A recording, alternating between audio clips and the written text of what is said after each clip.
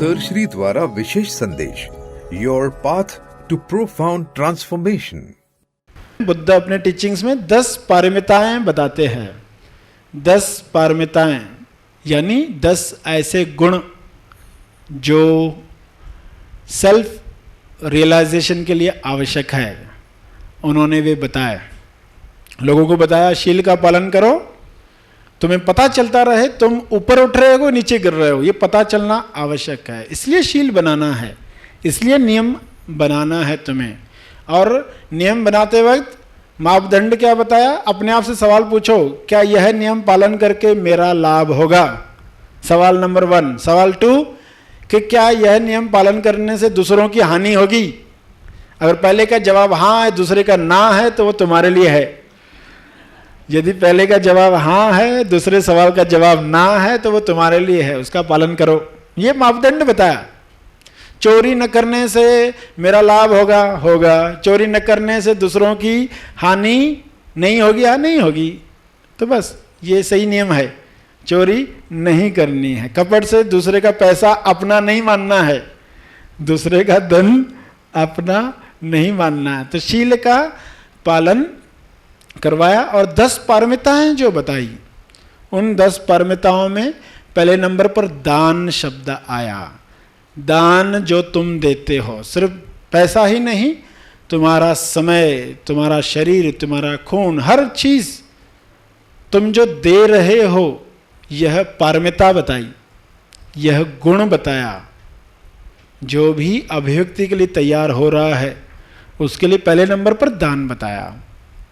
अनाथ पिंडक नाम का एक व्यापारी जब बुद्ध के संपर्क में आया, तो उसने अगले वर्षा काल के लिए बुद्ध को आमंत्रण दिया कि आप हमारे नगर आओ, वहाँ रहो। अब बुद्ध आने वाले हैं तो व्यवस्था शुरू की, जमीन ढूंढना शुरू की, कहाँ पर बुद्ध को रखा जाके। इतने भिक्षु साथ में आएंगे ना, हजारों, तो कहाँ रखेंगे? तो फिर एक बगीचा ऐसा मिला। राजकुमार जेत नाम का इंसान उसका मालिक था।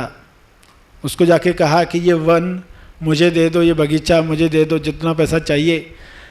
राजकुमार जेत को तो बेचना नहीं था, उसके पास तो धन की कमी नहीं थी। उसने कहा मैं नहीं बेचूंगा, मगर अनाथ पिंडक तो बार बार कह रहा है, आप जो कीमत चाहते हो दूंगा। अब राजकुमार ने सोचा कि कोई ऐसी कीमत बोलते कि वो हाँ कर ही नहीं सके, तो उसने कहा जमीन पर पूरे सोने के सिक्के डाल दो, जितनी जमीन है उतनी पूरी सोने के सिक्कों से भर दो। अब ऐसा सुन के तो कोई भी कहेगा कि ये डीलिंग नहीं करनी है, पागलपन है क्या?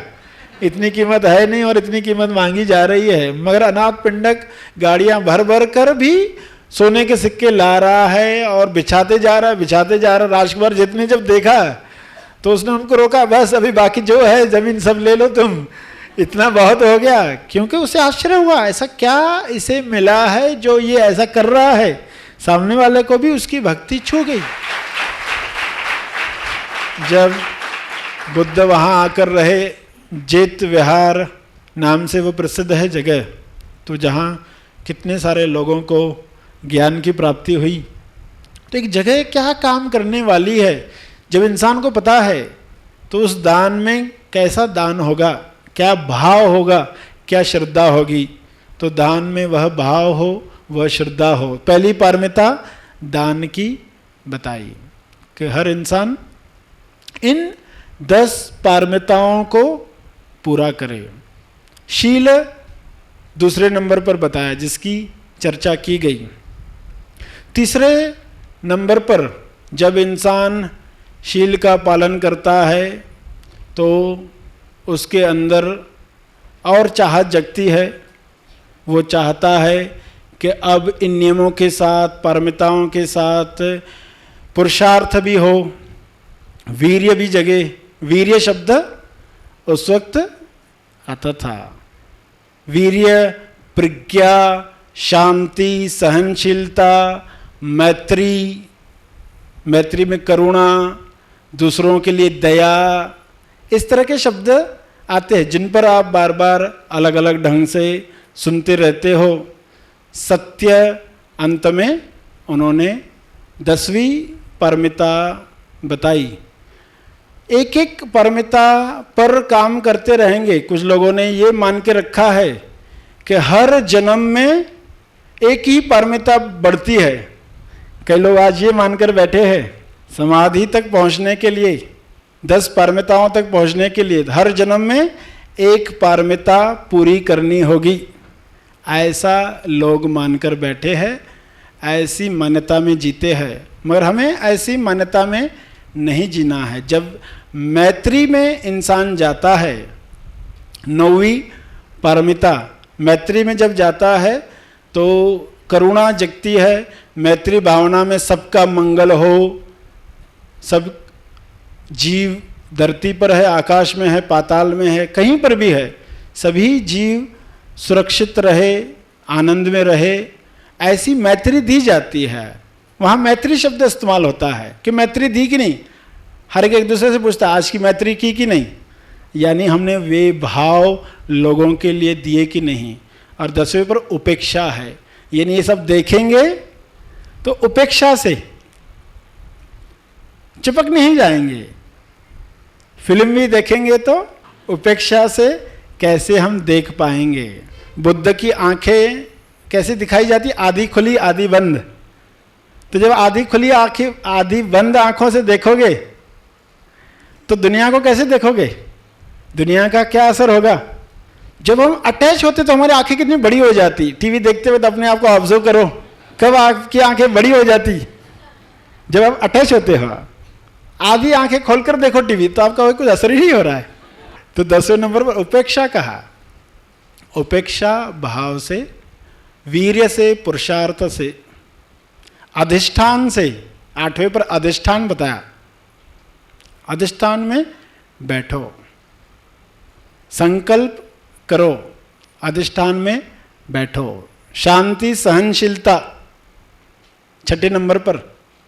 तो एक एक पारमिता जब पूरी करने लगते हैं तो वे गुण हमारे अंदर उस चीज़ को प्रवेश करने के लिए पात्रता तैयार करते हैं।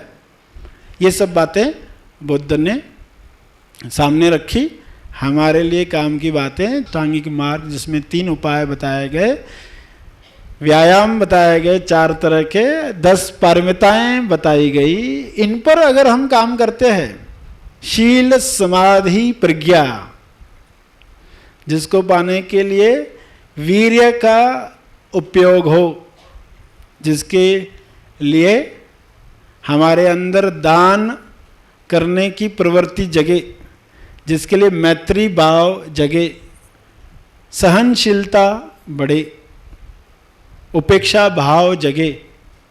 इनको उपेक्षा भाव से, यानी आधी आंख खुली बंद, ये प्रतीक है, यानी उपेक्षा भाव। कैसे हम देखें दृश्यों को, कहाँ हमारा ध्यान भटकता है, कौन से दृश्य देखकर हम डूब ही जाते हैं उसके अंदर। तो यहाँ पर हमें सजग होकर कार्य करना है। ये थोड़ी सी बातें भी अगर हम समझ गए तो उच्चतम विकास होने ही वाला है। पंचशील है या 10 पारमिताएं हैं, इन पर भी काम करोगे, व्यायाम है उन पर भी काम करोगे, तो बुद्धि का उच्चतम विकास तो होने ही वाला है। जो लोग सुन पाए, सीख पाए, उन्होंने लाभ लिया, जो नहीं सीख पाए उन्होंने लाभ नहीं लिया। उंगली माल जैसे हत्यारे भी बुद्ध के संपर्क में आए तो वे बदल गए। कुछ लोग नहीं बदल पाए, उसी दृष्टिकोण से जब आते हैं तो वे नहीं बदल पाते। इच्छाओं, महत्वाकांक्षाओं को लेकर आते हैं, वे बदल नहीं पाते। जो ज्ञान की प्यास रखकर आते हैं वे बदल जाते हैं। तो ये सब बातें आज आपने सुनी, सेवा का मौका दिया, इसके लिए आप सबका बहुत बहुत धन्यवाद। Have a thoughts.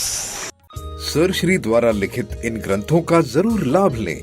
Online order करने के लिए हमारी वेबसाइट www.gethappythoughts.org को आज ही विजिट करें। धन्यवाद। इस वीडियो को लाइक और शेयर जरूर करें। साथ ही अपने अभिप्राय हमें कमेंट करके जरूर बताएं। हमारे हैप्पी थॉट्स तेज ज्ञान और सर श्री तेज ज्ञान चैनल को आज ही सब्सक्राइब करें। धन्यवाद।